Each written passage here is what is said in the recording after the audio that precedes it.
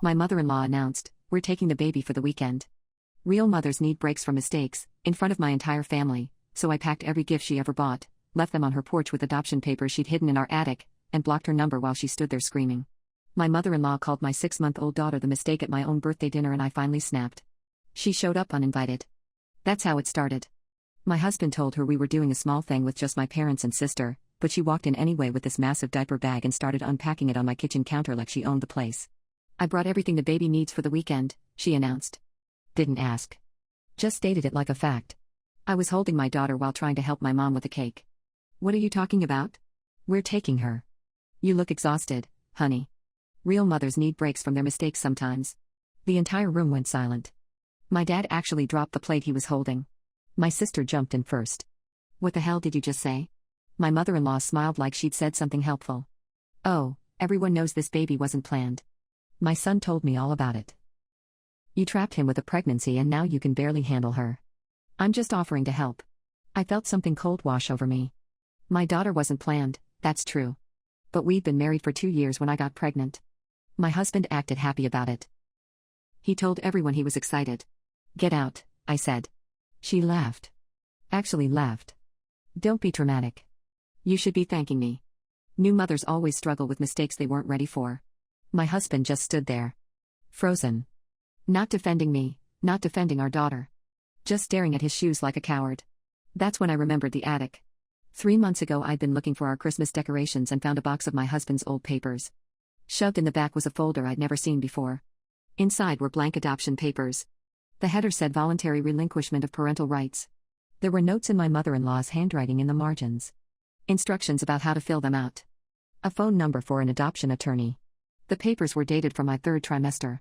I'd confronted my husband about it once. He said his mom was just being paranoid and preparing for every outcome and swore he never seriously considered it. I wanted to believe him. I shoved the folder back and tried to forget about it. But standing there watching her call my baby a mistake in front of my whole family, I stopped trying to forget. "I'll be right back," I said. I handed my daughter to my mom and went upstairs. I knew exactly where that folder was. I grabbed it, then went to the nursery and started pulling things out of drawers. Every single gift my mother-in-law had ever given us. The expensive crib bedding set. The designer onesies with the tags still on.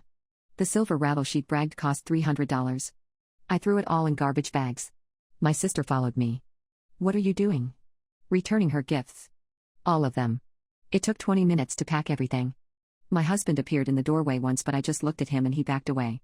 When I came downstairs with 4 huge bags and the folder, my mother-in-law was sitting at the dining table eating cake like nothing had happened. My parents looked uncomfortable as hell. I dropped everything on the floor in front of her. "Here's all your stuff back. You can take it with you when you leave." She looked at the bags with this confused expression. "What are you talking about?" I opened the folder and pulled out the adoption papers. Held them up so everyone could see. "I found these in our attic. With your handwriting all over them. You wanted my husband to give up his daughter. You wanted him to sign away his rights before she was even born." My mother-in-law's face went white. My husband made this choking sound. "You've been calling her a mistake since I was pregnant," I continued. "You told him I trapped him. You printed out adoption papers and coached him on how to abandon his own child. And now you show up here and say that shit in front of my parents?" My dad stood up. He's usually quiet but his voice was hard. "I think you should leave. This is between family," my mother-in-law tried. "My granddaughter is family," my dad said. "You're not welcome here anymore." She turned to my husband. "Are you going to let them talk to your mother this way?" He looked at me, then at our daughter in my mom's arms, then at his mother. For a second I thought he might actually defend her. "You brought adoption papers to our house?" he said quietly. "You told me those were just for emergencies. You said it was just in case something went wrong with the birth." "I was trying to give you an out," she snapped. "You didn't want this baby. You told me that." Everything stopped. "What?" I said. My husband looked sick. I was scared. It was one conversation. I was just venting to my mom about being nervous and she took it and ran with it and I swear I never wanted to actually give her up. "But you thought about it," I said. "Long enough for your mom to print papers and write notes and find a lawyer." He didn't answer. I picked up the bags and the folder. "I'm taking these to your mom's house right now. You can come with me or you can stay here, but either way I'm done pretending your family respects my daughter." My mother-in-law stood up. "You can't just throw my gifts back in my face. I spent thousands of dollars on that baby." "You spent thousands of dollars on a mistake you wanted gone," I said. "I don't want anything from you near my daughter. I loaded everything into my car. My husband followed me out but didn't try to stop me. My mother-in-law was screaming something about ungrateful daughters-in-law and how she was just trying to help. I drove to her house, 40 minutes away. Unloaded every bag onto her front porch. I left the folder with the adoption papers on top of the pile with a note that said, "In case you need these for your next grandchild." Then I blocked her number. Blocked her on everything. She must have realized what I was doing because by the time I pulled away she was calling. My phone buzzed 15 times before the blocks kicked in. When I got home my sister said she'd been blowing up the family group chat having a meltdown about disrespect and boundaries. My husband hasn't defended her since that night. He apologized to my parents. He admitted he'd vented to his mom during the pregnancy about being scared and she twisted it into this whole plan. He swears he never wanted to actually go through with adoption, but I keep thinking about how he didn't throw those papers away. How he let his mom keep them. How he stayed quiet when she called our baby a mistake. His whole family is furious with me now. His dad called and said I'm tearing the family apart. His sister sent a long message about forgiveness. They all act like I'm the villain for returning gifts and blocking his mom's number. But she called my 6-month-old daughter a mistake to my face. She brought adoption papers into my home. She showed up uninvited demanding to take my baby and said real mothers need breaks from mistakes. I don't think I overreacted, but everyone keeps saying I made it worse. My husband thinks I should have just asked her to leave instead of packing up everything and making a scene. His family says I humiliated his mother and damaged relationships that can't be repaired. Was I wrong for giving everything back and cutting her off completely? I found out my husband has been feeding his mother information about everything I do, and she's been documenting it all for the custody case. My sister figured it out first. She came over 3 days ago while my husband was at the gym and asked to see his laptop. I thought she was being paranoid, but I unlocked it anyway. She pulled up his email. There were dozens of messages to his mother going back weeks. Every single one was about me. She took the baby to her parents' house again today. She yelled at me for 20 minutes about the lawyer fees. She's been crying a lot lately. I think she might be unstable. She barely lets me hold our daughter anymore. Each email had a response from his mother. Document this. Write down the date and time. This shows a pattern. Keep records of her emotional outbursts. I read through all of them while my sister stood there with her arms crossed. My hands were shaking so bad I could barely scroll. There was one from 2 days after the pediatrician incident. She's very paranoid lately. She accused me of stalking her just for being in a public waiting room. I'm worried about her mental state. Another one from last week. She refuses to consider mediation. She's being completely unreasonable and won't think about what's best for our daughter. My sister grabbed my arm. He's building a case against you. Everything he's telling her, she's using it with her lawyer. I called my own lawyer immediately. She said this was bad. Really bad. She said his mother's legal team was probably coaching him on what to document, what language to use. Words like unstable and paranoid and unreasonable aren't accidents. They're strategic. When my husband got home, I was sitting at the kitchen table with his laptop open. "We need to talk," I said. He saw the screen. His face went pale. "It's not what it looks like. You've been reporting everything I do to your mother. For her lawsuit. Against me. She just asks how you're doing." "I'm not reporting anything." I turned the laptop around so he could see his own words. "You called me unstable. You said I barely let you hold your own daughter. You're helping her build a case to take custody. That's not what this is. She's my mom. I talked to her about my marriage. That's normal. Normal is not sending detailed reports about your wife's emotional state to someone who's suing her." He sat down across from me. Rubbed his face with both hands. "I'm stuck in the middle here. You won't talk to her. She's freaking out. I'm just trying to keep everyone calm. By telling her I'm mentally unstable? You have been acting different lately. You're angry all the time. You won't let me make any decisions about our daughter. You cut off my entire family.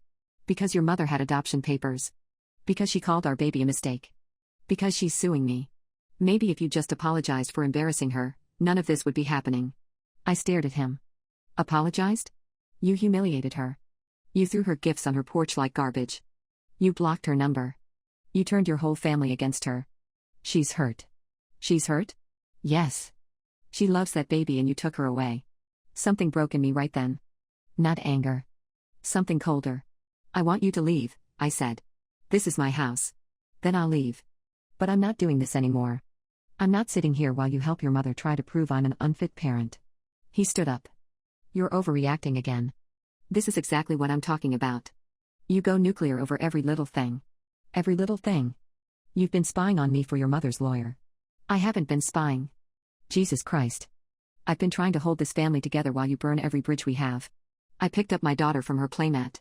Started putting her stuff in the diaper bag. What are you doing? He asked. Going to my parents' house. You can't just take her. Watch me. He followed me to the door. If you leave with her right now, I'm calling my lawyer.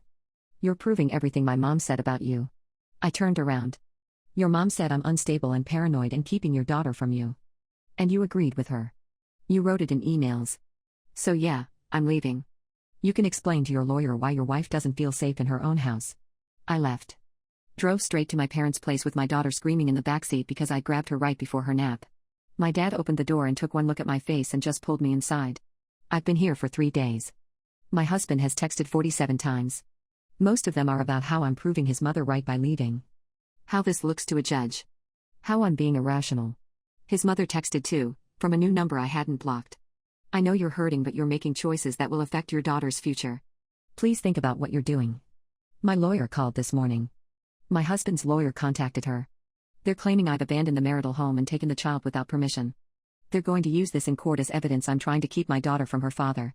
But I saw those emails. I read every single one. He's been documenting everything I do wrong and sending it to his mother for weeks. Maybe longer. How many times did I cry in front of him and he wrote it down later as proof I was unstable? How many arguments did we have that he reported as emotional outbursts? My sister says I should stay here as long as I need. My mom has been taking care of my daughter while I try to figure out what to do next. My dad hasn't said much, but I heard him on the phone with someone yesterday saying my husband is a coward who chose his mommy over his wife. I don't know if I can go back. Even if I wanted to. Even if it would help my case. Because every time I think about walking into that house, I imagine him sitting at his laptop later, typing out a message to his mother about what I said, what I did, how I acted. Turning my whole life into evidence against me. My husband sent a long message last night. He said he loves me. He said he never meant for any of this to happen. He said his mother pressured him to keep her updated and he didn't realize she was using it for the lawsuit. He said if I come home we can work this out. But he didn't say he'd stop. He didn't say he'd tell his mother to drop the case. He didn't say he was wrong. Everyone keeps asking me what I'm going to do. My lawyer. My parents. My sister. Like I have some kind of plan. I don't. I just know I can't live with someone who's been reporting on me to his mother like I'm a subject under surveillance. I can't raise my daughter in a house where her father documents everything I do wrong to use against me later. But leaving means giving them exactly what they want. Proof that I'm unstable. Proof that I'm keeping his daughter from him. Proof that everything his mother said was right. Am I destroying my own case by staying at my parents' house? My husband's mother showed up at my parents' house with CPS. I was feeding my daughter lunch when my mom answered the door. I heard voices and then my mom's tone changed, got sharp and defensive. I came out of the kitchen holding my daughter and there was my mother-in-law standing on the porch with a woman in a polo shirt holding a clipboard. I'm from Child Protective Services, the woman said. We received a report about a child living in this home. I need to come inside and verify the child's well-being. My mother-in-law stood behind her with this concerned expression that looked so fake it made my stomach turn. My dad came to the door. What's this about? There was a report filed that a 9-month-old child is being kept in unsafe conditions. I need to inspect the home and speak with the primary caregiver. I felt like I'd been punched. My daughter is fine. This is insane. I still need to come inside, ma'am. My mother-in-law stepped forward. I just want to make sure my grandbaby is okay. Her mother took her away from her home and I haven't been able to see her. I'm worried. The CPS worker looked at me. Are you the child's mother? Yes. And this is your residence? It's my parents' house. I'm staying here temporarily. Why did you leave your home? My mother-in-law jumped in before I could answer. She just took the baby and left. No warning. Her husband came home and they were gone. He's been trying to see his daughter but she won't answer his calls. That's not true, I said. I left because my husband was spying on me for his mother's lawsuit. The CPS worker wrote something down. There's an active lawsuit? His mother is suing me for grandparent visitation. She's been harassing me. I've been trying to see my grandchild, my mother-in-law said. Her voice cracked like she was about to cry. She blocked my number. She returned every gift I ever bought. She's keeping that baby isolated from her family. My mom stepped between us. You called that baby a mistake. You had adoption papers. Don't stand on my porch pretending to be a concerned grandmother. The CPS worker held up her hand. Ma'am, I need everyone to stay calm. I'm required to inspect the premises when a report is filed. If everything is fine, this will be quick. She came inside. Looked through the whole house. Checked the room where my daughter sleeps. Asked to see where I keep her food, her diapers, her clothes. She interviewed my parents separately. Asked me questions about why I left my house, where my husband is, what the lawsuit is about. My mother-in-law waited on the porch the entire time. I could see her through the window, checking her phone, texting someone. After 40 minutes, the CPS worker came back to the living room where I was sitting with my daughter. "Everything looks fine here," she said. "Your daughter appears healthy and well cared for. I'm closing this report as unfounded." "So that's it?" "I'll file my report. If another complaint is filed, we may need to follow up again. But for now, there are no concerns." She left. My mother-in-law was already gone. Probably left as soon as she knew CPS wasn't going to take my daughter away. I called my lawyer immediately. She said this was a common tactic in custody disputes. Make a CPS report to create documentation that the mother is unfit or hiding something. Even though the report came back clean, his mother's lawyer would still use it in court. They point to the fact that CPS had to investigate me at all. "This makes you look unstable," my lawyer said. "Like you're such a concern that state agencies got involved. But they found nothing wrong." "Doesn't matter. The optics are bad." A judge sees that CPS was called and it plants a seed. My husband texted me an hour later. "Did my mom really call CPS on you?" I called him instead of texting back. "You know she did." "I didn't know she was going to do that." "I swear." "Did you know she was coming to my parents' house?" Silence. "Did you tell her where I was staying?" She asked. "She's my mother." What was I supposed to say? "You could have said nothing. You could have protected your daughter from your mother's harassment. But instead you gave her the address so she could show up with CPS and try to take our baby. That's not what she was trying to do." She's worried. "We all are. You disappeared with our daughter." "I didn't disappear. You know exactly where I am. And your mother just tried to get CPS to remove your daughter from my care." "Your mother?" "Not some stranger. Your mother called the state on me. Maybe if you just talked to her like an adult instead of hiding, none of this would be happening." I hung up. My sister came over that night. She'd been doing some digging. Turns out my mother-in-law has been posting on Facebook about me. Not directly, but in this passive-aggressive way where everyone knows who she's talking about. Praying for my son during this difficult time. Sometimes the people we love make choices that hurt the whole family. It's so hard when someone keeps your grandchild away from you. All I want is to be part of her life. Family is everything. I raised my son to value loyalty. I hope his wife remembers what that means. Each post had dozens of comments from her friends. All of them saying things like, "You're such a strong woman and hang in there and she'll regret keeping you away." My sister showed me her phone. She's building a narrative. Making herself look like the victim. Making you look like the villain. Let her. You can't just let her. This stuff matters in court. Her lawyer is going to print all of this out and show it to a judge. Look at this poor grandmother who just wants to see her grandbaby. She was right. I knew she was right. My husband's sister called me yesterday. Asked if we could meet for coffee. Said she wants to help mediate. I told her no. She said I was being stubborn and making everything harder than it needs to be. I hung up on her too. I haven't been back to my house in 8 days. My husband keeps asking when I'm coming home. He says we need to talk. He says he misses his daughter. But he won't tell his mother to drop the lawsuit. He won't tell her to stop harassing me. He just keeps saying I need to be reasonable. My lawyer wants to file a motion about the CPS incident. She says we can argue harassment. But it costs money I don't have and my husband controls our joint bank account. I asked him for access to our savings. He said we need to discuss it first. Like my own money needs his permission. My dad is talking about hiring his own lawyer for me. My mom keeps asking what I need. My sister stays here most nights now because she's worried about me. And my daughter has no idea any of this is happening. She just turned 9 months old. She's learning to clap. She smiles at everyone. She doesn't know her grandmother called CPS on her mother. She doesn't know her father is choosing his mom over his family. She doesn't know her whole life is falling apart before it even really started. My mother-in-law sent me an email this morning from yet another address I haven't blocked. The subject line said we need to talk. I haven't opened it yet. My husband's mother lost the lawsuit and my husband served me with divorce papers the same day. The court hearing was 3 weeks ago. My lawyer presented everything. The emails my husband sent documenting my instability. The adoption papers with his mother's handwriting. The CPS report she filed that came back unfounded. The Facebook posts painting herself as a victim. The pediatrician's statement about her showing up at the appointment uninvited. His mother's lawyer tried to argue she had an established relationship with my daughter. My lawyer pulled up the text where she called her the mistake. Showed the judge the adoption paperwork dated from my 3rd trimester. Asked his mother directly if she'd encouraged her son to give up parental rights before the baby was even born. She couldn't answer. Just sat there looking at her lawyer like he could save her.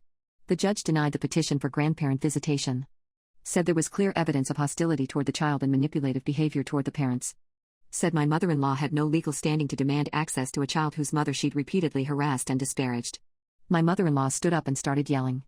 Called me a liar. Said I'd poisoned everyone against her. Said her son would never betray her like this. The judge threatened her with contempt and she finally shut up. My husband sat through the whole thing without looking at me once. I thought maybe that would be the end of it. I thought maybe he'd realize his mother had gone too far. I thought maybe we could figure out how to fix things. 2 days later, a process server showed up at my parents' house. Divorce papers. Citing irreconcilable differences and requesting joint custody with him as primary residential parent. I called him. You're divorcing me? You left. You took my daughter. You made me choose between you and my family. I made you choose? Your mother sued me. She called CPS on me. She tried to take our daughter. And you couldn't just apologize and move past it. You had to turn it into this whole war. You humiliated her in court. You made my whole family look like monsters. Your mother had adoption papers, and you knew about them. You helped her build a case against me. You told her where I was staying so she could ambush me with CPS. I was trying to keep the peace. I was trying to make everyone happy. But you don't care about anyone except yourself. I care about our daughter. Then come home. Drop this whole thing. Let my mother see her grandchild like a normal person. She lost in court. A judge said she has no right to see our daughter. Because you made her look bad. You brought up old stuff that didn't matter. You twisted everything to make yourself look innocent. I realized then that he'd never see it. He'd never understand what his mother did. He'd never choose me over her. He'd convinced himself I was the villain and his mother was the victim and nothing would change his mind. Fine, I said. We'll get divorced. But I'm fighting for full custody. He laughed. Actually laughed. Good luck with that. You abandoned the marital home. You kept my daughter from me for weeks. You're unemployed and living with your parents. I have a job, a house, and a stable support system. No judge is giving you full custody. He hung up. My lawyer said he was probably right. She said the best I could hope for was joint custody with a parenting plan. She said I'd have to go back to work, find my own place, prove I could provide stability. She said it would cost at least $15,000 to fight this properly. My dad paid for it. Took money from his retirement. Said his granddaughter was worth more than anything else. The custody evaluation took 2 months. A court-appointed psychologist interviewed both of us, interviewed my parents, interviewed his parents, even talked to my daughter's pediatrician. She visited my parents' house. Visited my husband's house. Reviewed all the evidence from the grandparent rights case. Her report came back last week. She recommended primary custody with me, supervised visitation for my husband until he completes family therapy, and no contact between my daughter and his mother until further order of the court. The report said my husband showed troubling patterns of prioritizing his mother's needs over his child's well-being and inability to maintain appropriate boundaries with extended family. It said his mother demonstrated narcissistic tendencies and potential emotional harm to the minor child. It said I'd acted reasonably in removing my daughter from an environment where my husband was actively working against me with his mother. His lawyer tried to argue the report was biased. The judge didn't care. Signed the order exactly as recommended. My husband gets 4 hours every Saturday with our daughter. At a supervised visitation center. With a monitor in the room watching everything he does. His mother isn't allowed within 500 feet of the location. He texted me after the hearing. I hope you're happy. You destroyed my relationship with my daughter. I didn't respond. The divorce finalized 2 weeks ago. I got the house. He has to pay child support. He moved in with his parents. His mother posted on Facebook about how the courts discriminate against fathers and how her son is a victim of a corrupt system. Her friends commented with prayer hands and angry face emojis. I blocked all of them. My daughter is 11 months old now. She's crawling everywhere. She says mama and bye-bye and no. She doesn't ask about her father. She doesn't know what supervised visitation means. She doesn't know her grandmother wanted her gone before she was even born. My husband's sister reached out last month. Said her mother is in therapy. Said her brother is struggling. Said maybe I could consider letting them be part of my daughter's life again now that the legal stuff is over. I told her no. She said I was being cruel. I said her mother called my baby a mistake and had adoption papers and tried to prove I was unfit. She said people make mistakes. I said some mistakes don't get fixed. I blocked her too. My parents help with my daughter while I work. I got a job at an accounting firm. It doesn't pay much but it's enough.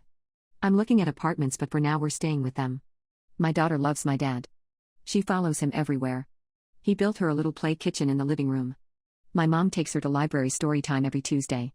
My sister says I should date eventually. I can't imagine it. I can't imagine trusting someone enough to let them into our lives. I can't imagine explaining all of this to someone new. My husband shows up to his visitation every week. The monitor says he barely interacts with our daughter. Just sits there on his phone half the time. She cries when she sees him. Reaches for the monitor instead. He hasn't asked to adjust the schedule or to move to unsupervised visits. He just shows up, does his 4 hours, and leaves. His mother sends letters sometimes. They get returned unopened. She's not allowed to contact me for the court order. She tries anyway.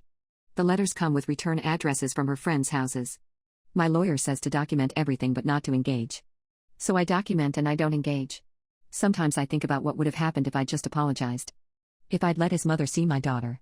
If I'd ignored the emails and the CPS report and the lawsuit. If I'd been the bigger person. Then I remember her face when she called my baby a mistake. I remember the adoption papers in my attic. I remember my husband typing out reports about my emotional instability to send to his mother's lawyer. I remember feeling unsafe in my own house. And I know I made the right choice. My daughter deserves better than a grandmother who wanted her gone. She deserves better than a father who chose his mother over her. She deserves better than a family who saw her as a problem to be solved. She has my parents. She has my sister. She has me. That's enough. That has to be enough. I don't regret what I did. Not the blocking, not the lawsuit, not the divorce, not the custody fight. I regret marrying someone who couldn't stand up to his mother. I regret not seeing it sooner. I regret that my daughter will grow up knowing her father chose his mother over her. But I don't regret protecting her. I do it all again.